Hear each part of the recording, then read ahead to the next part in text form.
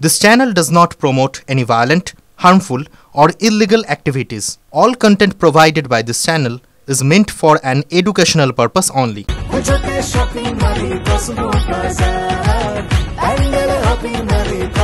Cosmo বাজার পুজোর shopping two pandal hopping সঙ্গে রয়েছে দারুণ আকর্ষণীয় উপহার। আমি মধুকল্পিতা নজর রাখতেই হবে আমাদের মালদার দিকে, কেননা সেখানে প্লাবনের জমা জলে ভয়াবহ পরিস্থিতি মালদার ভূতনিতে। বাড়ছে মৃত্যু মিছিল।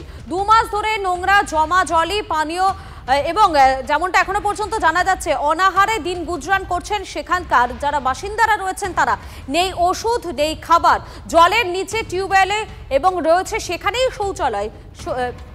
জমা জলে ঘুরে বেড়াচ্ছে সাপ, বিষাক্ত পোকামাকড়। প্রায় 2 লক্ষ মানুষ জলবন্দী অবস্থায় রয়েছেন, ছাদে বসবাস করছেন তারা। প্রশাসনের কোনো নজর নেই, চলছে তুমুল রাজনীতি। সামনে নির্বাচন, তাই অসহায় লক্ষ লক্ষ মানুষই এখন মহড়া। অভিযোগ ভুক্তভোগী বাসিন্দাদের। ঘরের মধ্যে ঘুরে বেড়াচ্ছে সাপ, আর পরিবারের লোকজন ছাদে আশ্রয় নিয়েছেন।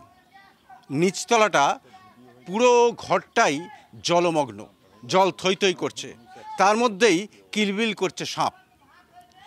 আতঙ্কে দিশাহারা পরিবারের লোকজন ছাদে দিনের পর দিন রয়েছেন, সেখানেই রান্না, সেখানেই খাওয়া দাওয়া। বাড়ির ভিতরে ভিতরে সব জল, ছাদের উপরে থাকছি, কিছু জলের পরিবেশন নেই, কিছু খাওয়ার পরিবেশনও নেই, কিছুর সাবাযত্র নেই, ওষুধের কোনো নাই, ব্যবস্থা নাই এখানে। না, কেউ আসে না আমাদের কাছে, কেউ আসে না আমাদের কাছে। এবার কিছুই নাই আমাদের দিকে, 2 মাস হয়ে গেল, কিছুই আসে না। সব ফার্স্টে আমাদের কাছে জল এসছে, এক বৃষ্টির জল, এক বাঁধ ভাঙা জল। সব বাঁধ এই যে বাঁধছে সব ওরা খেয়ে যাচ্ছে। কারা খাচ্ছে? সরকারের লোক টাকা দিচ্ছে, সব এই ঠিকাদাররা, সব পাবলিকেরা সব খেয়ে চলে যাচ্ছে। আমরা কিছুই পাই না। এই জলই খাচ্ছে? হ্যাঁ, এই জলই খাচ্ছি তো। আমাদের কল তো সব ডুবে গেছে। মানে জলও কেউ দিচ্ছে না? কেউ না। আমাদের ডোঙ্গা আছে না, ডোঙ্গাতে যাবো আমরা কোথায় জল আনতে গ্রামে? আমাদের কিছুই নাই, হাত পায়ে খাচ্ছি। জমা জল খাচ্ছেন? হ্যাঁ গো, এগুলোই বালতি করে উঠিয়ে খাচ্ছি। সাপ তো বড় বড় সাপ একদম ঘরে ঢুকছে, বাড়াইছে, বিছনাতে চড়ে যাচ্ছে। কত কষ্ট করে বাস করছি এখানে। আমি তো ইদানিং এ দেখলাম গত 2 মাসে 1,35,000 বাঁধ কাটলো, 4,95,000 কেশরপুর পশ্চিম রতনপুরে বাঁধ কেটে গেল, জল ঢুকলো। 2 মাসে 4 বার জল ঢুকলো, 3টে বাঁধ পরপর কাটা হলো। তাহলে বালির বস্তার বাঁধ দিয়ে কিসের জন্য? গঙ্গা ভাঙন রোধ করার জন্য? নিশ্চয়ই না, টাকা লুট করার জন্য।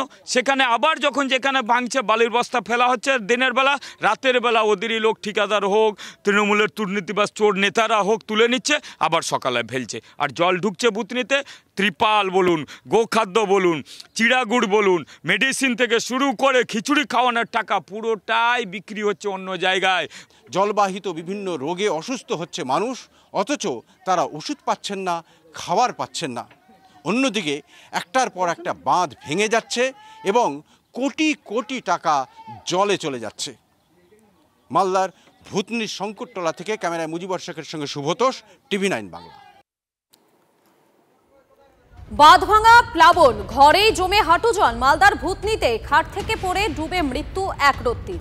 জলে ডুবে এখনো পর্যন্ত 3 জনের মৃত্যু। বানভাসী বিস্তীর্ণ এলাকা, জমা জলে বাড়ছে চিন্তা। নেই খাবার, নেই পানীয় জল, ছাদেই আশ্রয় নিতে হচ্ছে, কিন্তু কেউ খোঁজ নেয় না, এমনটাই বলছেন বানভাসী মানুষগুলো।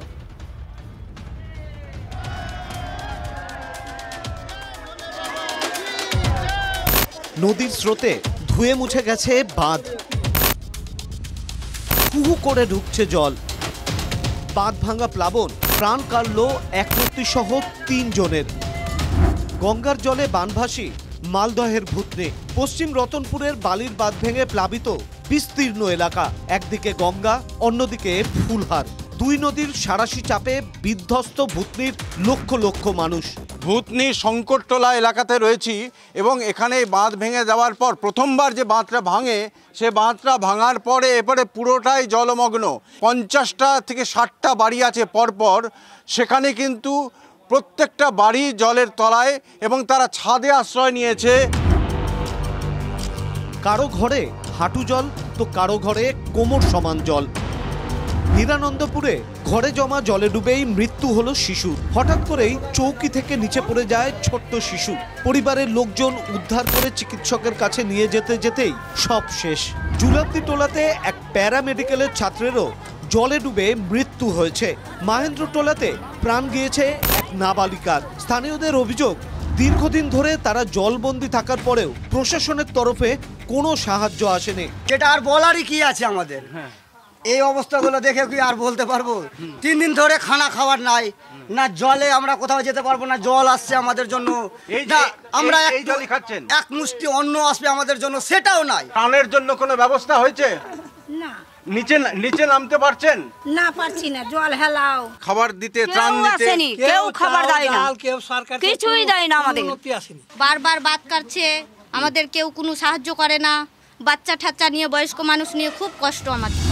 বিজেপি বলছে ম্যানমেড বানেই ভূতনিতে হাহাকার। পরিকল্পনা করে টাকা লুট করার জন্য বালির বস্তার বাঁধ ভাঙানো হচ্ছে, মানে বারবার ইরোশনে ভাঙছে, সেটা পরিকল্পনা করেই করা হচ্ছে। গঙ্গার মতো নদীকে রাজ্য সরকারের পক্ষে মানে কি বলবো, আর পার্মানেন্ট সলিউশন করা সম্ভব নয়। কেন্দ্রীয় সরকার এগিয়ে আসুক, কি দুর্নীতি হয়নি, কি প্ল্যান মাফিক হয়েছে, কারো কোনো অভিযোগ আসলে আমাদের ডিপার্টমেন্টাল তদন্ত হবে, বা ডিএম এর কাছে অভিযোগ করুক, বিডিওর কাছে অভিযোগ করুক। সব একর চলে যাচ্ছে, জলেও কোটি কোটি টাকা চলে যাচ্ছে, এটা ঠিকই। সবই নাকি টাকার খেলা। টাকার জন্য নাকি বছর বছর বাঁধ করে আর বছর বছর বাঁধ ভাঙে, আর তাতেই প্লাবিত হয় ভূতনি। যেহেতু চিফ ইঞ্জিনিয়ার, সুপারিনটেন্ডেন্ট ইঞ্জিনিয়ার এবং এক্সিকিউটিভ ইঞ্জিনিয়ার 3 জনকেই সরিয়ে দেওয়া হয়েছে, বালির বস্তা দিয়ে বা অন্যভাবে জল আটকানোর চেষ্টা করা হচ্ছিল, সেটাও কিন্তু করা হচ্ছে না। কিন্তু এই মৃত্যুর দায় কে নেবে? এই গরিব গুরব হতদরিদ্রদের দুর্দশা কবে কাটবে? সুব্রতোষ ভট্টাচার্যের রিপোর্ট, TV9 বাংলা। ডিভিসির ছড়া জলে ফুলে ফেপে উঠেছে দামোদর। আগামীকাল মহালয়ার ভোরে তর্পণ নিয়ে তাই সতর্ক রয়েছে প্রশাসন। ঝাড়খণ্ডে নিম্নচাপের ভারী বৃষ্টির জের টানা 3 দিন ধরে জল ছাড়ছে ডিভিসির ছড়া জলে দক্ষিণবঙ্গের একাধিক এলাকা জলমগ্ন হওয়ার আশঙ্কা। মহালয়ার ভোরে দামোদরে তর্পণ করবেন বহু মানুষ। জল বেড়ে যাওয়ার ফলে উদ্বিগ্ন রয়েছে রাজ্য প্রশাসন। বিপর্যয় মোকাবিলা বাহিনী, বাড়তি police, civic volunteer, CC camera এবং ড্রোনের ব্যবস্থা করা হয়েছে সমস্ত ঘাটে। বিপজ্জনক ঘাটগুলিতে ব্যারিকেড করে দেবে প্রশাসন। মাইকে প্রচারও চালানো হবে বলে জানিয়েছেন মহকুমা শাসক।